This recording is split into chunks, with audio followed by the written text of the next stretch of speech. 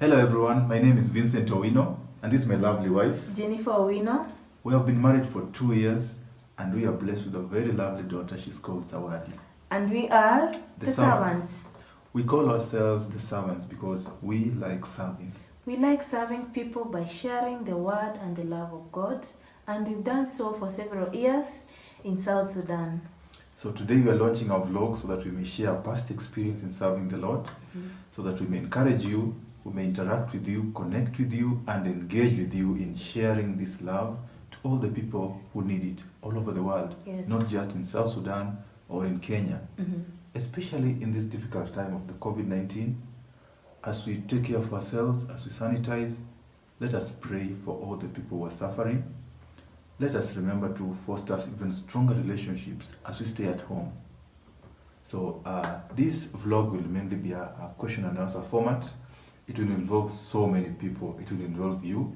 We encourage your participation in the comments below, through the social media handles. Just interact with us on any question that you have concerning our mission work. Yes. So before we launch our first question, let us have a word of prayer. Oh, that you bless us indeed and enlarge our borders, that your hand may be with us and keep us from evil, that we may not cause pain. In the name of our Lord Jesus Christ. Amen. Boma is a very remote region in the eastern part of South Sudan. It is about 65 kilometers to the Ethiopian border, 340 kilometers from Juba by air. It is also believed to be in a region that is very rich in mineral resources such as diamond and gold. We cannot mention the history of South Sudan without mentioning the name Boma. So Boma played also a very significant role in the liberation struggle, because when you look at the liberation struggle in South Sudan, there's the first part between 1955 and 1972, the first Anyanya Revolution, and then we see the second Anyanya Revolution taking place between 1983 and extending for 22 years up to 2005. It is during this second liberation struggle that Boma played a very important role, because it became the first region to be captured by the SPLA. It gave the South Sudanese hope that indeed they could reoccupy the whole of the southern region. It encouraged all the soldiers that were fighting for their independence. So it remained, again, the only town that remained independent through the whole liberation struggle. It was never recaptured at any moment by the northern forces. So to them, it symbolized self-autonomy. It symbolized freedom. It really encouraged all the people who were fighting for self-autonomy in the south. And at one point or another, we see most of the leaders of the struggle residing in Boma, because it had become a sort of headquarters from where they launched all the attacks in the southern region. It was also at a very critical location, because it was very near to the border. But all in all, it really played a significant role in the encouragement of the South towards gaining independence, to such an extent that the name Boma was adopted to define the very smallest administrative unit in the society, so that we have a group of Bomas coming together to form a Payam under an administrator, and several Payams coming together form a county led by a commissioner. Several counties make up a state led by a governor. So we see the significance of Boma. So that's why we also think that Boma should also be a place where the spiritual encounter throughout the whole of South Sudan should be launched from. Well, since I'm a person who loves nature so much, I'll say that it's the Boma National Park, because it has so many beautiful eye-catching things, like the landscapes, the plateaus, the range of hills, and this amazing sunset view at the horizon.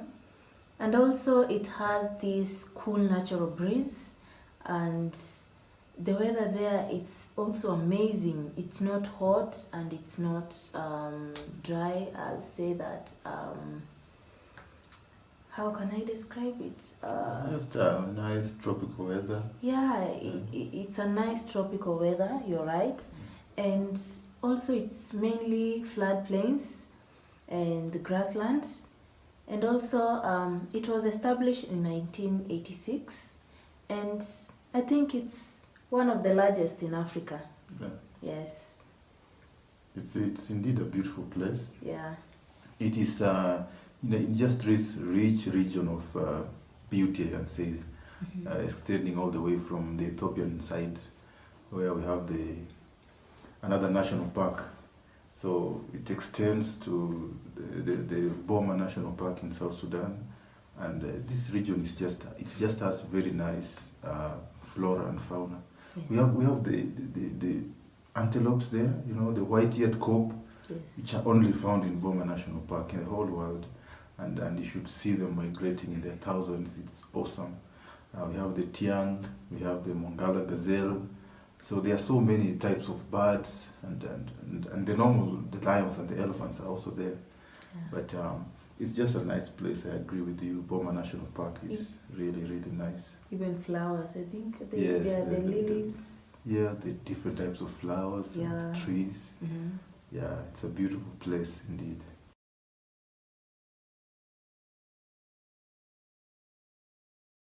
You can visit Boma by road or by air, but we recommend you use air since it's the fastest and the safest. It will only take you about 1.5 to 2 hours from Juba to Boma. The distance is about 340 kilometers using a small light aircraft. Yeah, and in Boma you have two options. We have two airstrips. One in Lower Boma, which is the oldest. It was actually built in the 80s, I think 1983, by the Wildlife Society in Boma. The second one is in Upper Boma, which Sea Partners built last year, 2019. So it's also all weather. But it's shorter than the one in Lower Boma. It's only about 650 meters long. But the one in Lower Boma, it's been used for so long. It's more than 800, about 850 or 900 meters long. So, welcome to Boma.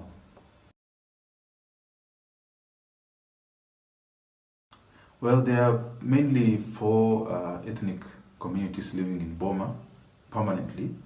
The fifth one, the Toposa, nomadic pastoralists, so they are rarely a permanent feature in Boma.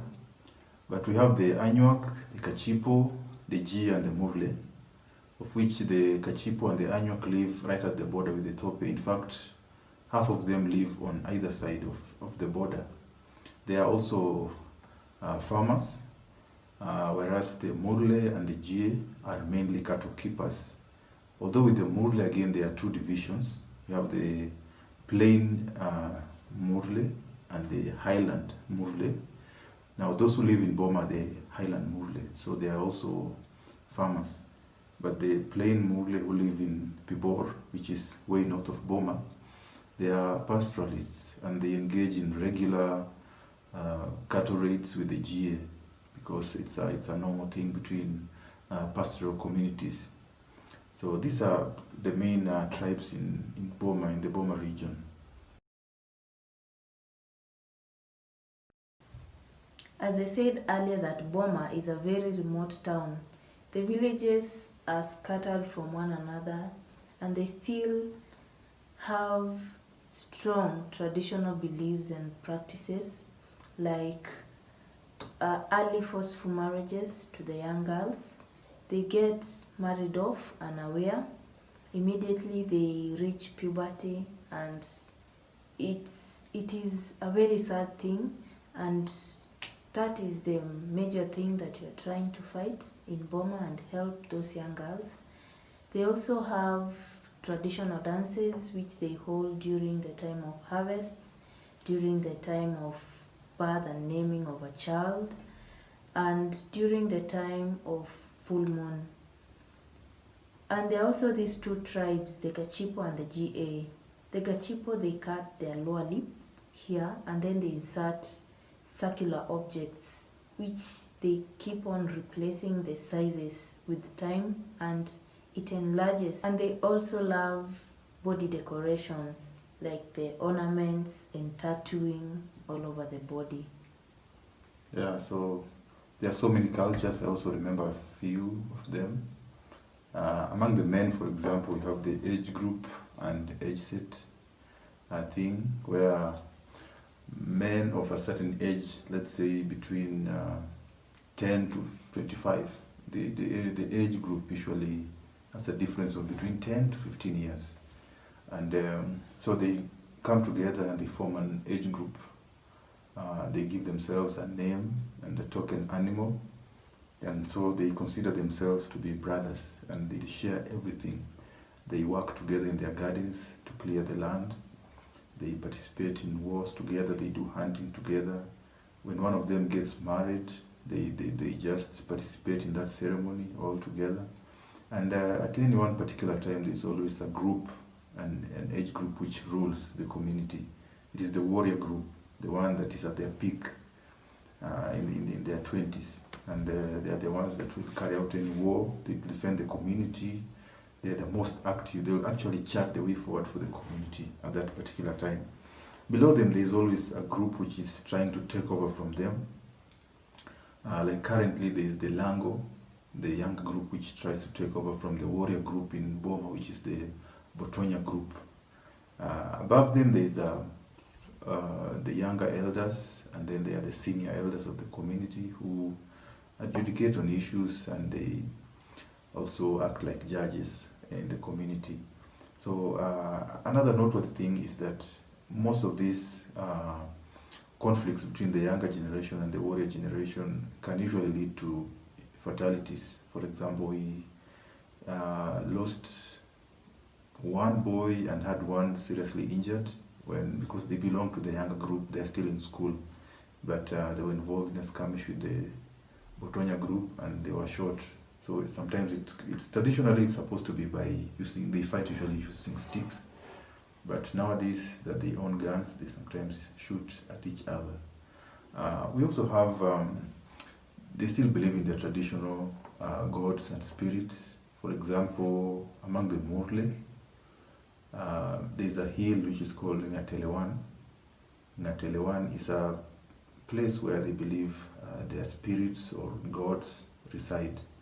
So whenever they are in problems, like drought, or their enemies want to attack them, or they want to attack their enemies or something like that, usually the elders take a sacrificial animal, like a sheep or a goat, and they sacrifice it at the foot of the hill, and they appease their gods.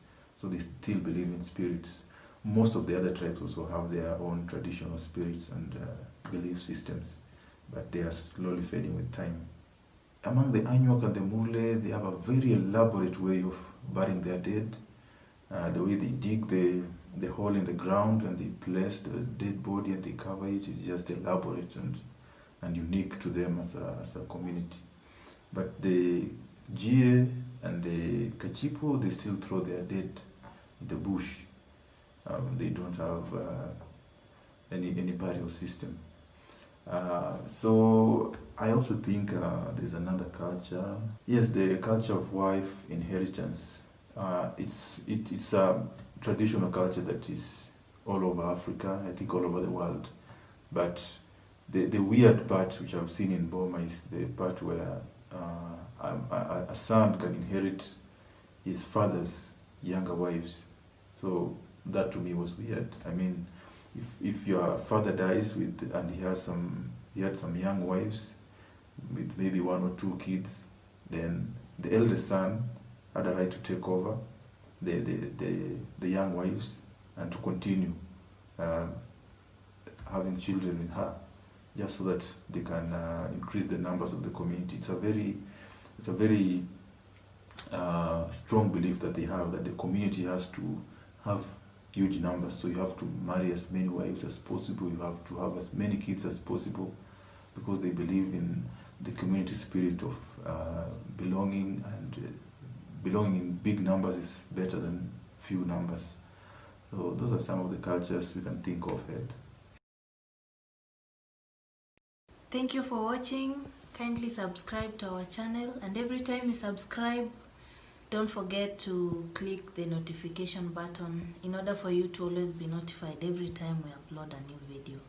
Yes, and don't feel free to interact with us on the comments below. Any criticisms, words of encouragement, and any questions that you may have, we are more than willing to answer them and to interact with you.